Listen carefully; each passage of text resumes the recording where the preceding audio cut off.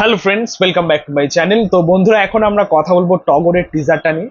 আদর আজাদের upcoming release, যেটা এই বছর ঈদুল আজহাতে মুক্তি পেতে চলেছে এবং বড় কিছু ছবির সাথে ক্ল্যাশে যাচ্ছে আর কি এই ছবিটা।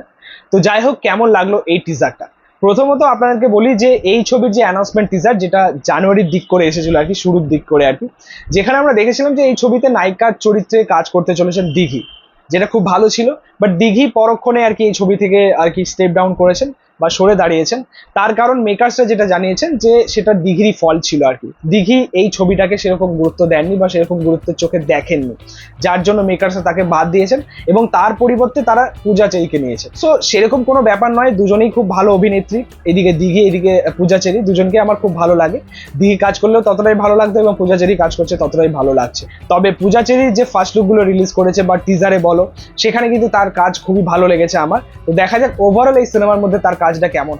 এবার আমরা কথা বলি এই টিজারটা নিয়ে। দেখো, প্রথমত একটা কথা বলবো যে এই ছবির যে অ্যানাউন্সমেন্টটা এসেছিল, অ্যানাউন্সমেন্ট টিজারটা যেটা রিলিজ করেছিল আর কি প্রথম দিকে, ওটা কিন্তু আমার খুব ভালো লেগেছিল। সেখানে আদর আজাদের কাজ বলো, দিঘির কাজ বলো, ওভারঅল অ্যানাউন্সমেন্টের মেকিং বলো, সেটা আমার খুব ভালো লেগেছিল। এবং আমি রিভিউতে বলেছিলাম যে বাংলাদেশের মেকার্সরা কিন্তু এখন মানে নতুন নতুন মেকার্সরা তারা কিন্তু ভালো কিছু কাজ করার চেষ্টা করছে। তো সেটা খুব ভালো লাগছে। বাট এই টিজারটা ততটাই আমাকে ডিসঅ্যাপয়েন্ট করেছে, ততটাই জঘন্য মানের একটা টিজার হয়েছে। আমরা যদি ওভারঅল এই টিজারটার মেকিংটা নিয়ে কথা বলি, ভাই এডিটিং এর কাজটা এতটাই বাজে, এতটাই জঘন্য হয়েছে, মানে শিক্ষক খাতা দেখার আগেই মানে একদমই কেটে দেবে আর কি, দেখবেই না এরকম খাতা। তো এরকম মানের একটা টিজার রয়েছে।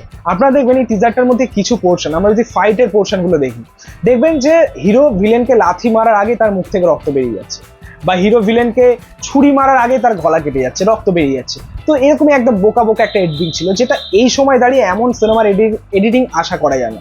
মনে হচ্ছে যেন হিরো আলমের কোনো সিনেমার এডিটিং এর কাজ হয়েছে, এমন এডিটিং এর কাজটা ছিল। পাশাপাশি টিজারটার মধ্যে সেই রিয়েলিস্টিক ব্যাপারটাই নেই, সেই ব্যাপারটাই কাজ করছে না। আপনারা যদি ফাইটের পোর্শন গুলো দেখেন, রক্তের পোর্শন গুলো দেখেন, সেরকম রিয়েলিস্টিক ফিলটা পাওয়া যাচ্ছে না। এবং যে ডায়লগ গুলো আমরা পেলাম এই টিজারে, একটাও মানে সত্যি বলতে পাতে দেওয়ার মতো নয়। একদমই মানে কি বলবো, সস্তার ডায়লগ। একদম শেষের যে পোর্শনের ডায়লগটা ছিল, যেখানে আমি মারলে মরে যাবে একদম, আমরা সবাই কুত্তার বাচ্চা, এরকম ডায়লগ। এগুলো মানে কি, এগুলো কি কেমন ডায়লগ হয়েছে এগুলো? সো ডায়লগগুলো সেরকম ওয়ার্ক করেনি অ্যাকচুয়ালি। দেখো, ওভারঅল এই টিজারটা দেখার পর যেটা বুঝলাম, অ্যাকচুয়ালি মেকার্সরা যেটা করতে চাইছে বা তাদের যেটা থট প্রসেস রয়েছে বা তাদের যেটা অ্যাটেম্প রয়েছে, সেটা হয়তো খুবই ভালো। বাট আলটিমেটলি তাদের যে লক্ষ্যটা তারা অ্যাচিভ করতে পারেনি। অ্যাকচুয়ালি তাদের চেষ্টাটা খুব ভালো, বাট তারা আলটিমেটলি সেরকম আউটপুট তারা আনতে পারেনি। এটা হয়তো মেকার্সদের ফল্ট। বাট এই টিজারটার মধ্যে যেটা আমার ভালো লেগেছে, পূজা চেরি, আদর আজাদ এবং সুমন আনোয়ার, এদের কাজ আলটিমেটলি কিন্তু ভালো লেগেছে আমার। সুমন আনোয়ারের কাজটা ভিলেনের চরিত্রে কাজ করছেন এই ছবির মধ্যে, তো অবশ্যই সে ভালো অভিনেতা, তো তার কাজ ভালো পাবো অ্যাকচুয়ালি, এটা বলাই যায়। তো দেখা যাক যে আলটিমেটলি টগর কেমন চলে, কেমন ওয়ার্ক করে এবারের ঈদুল আজহাতে। তবে এটা বলতেই হয় যে এখন কম্পিটিশন কিন্তু আর আগের মতো নেই। এখন প্রত্যেকটা ইন্ডাস্ট্রিতেই দেখবেন আপনারা কম্পিটিশন হিউজ লেভেলের চলছে, এখানে বড় বড় কাজ হচ্ছে। তো সেখানে এই মানের কাজ এনে সত্যি বলতে টিকতে পারবে না। তো যাই হোক, দেখা যাক আলটিমেটলি ছবিটা কেমন ওয়ার্ক করে।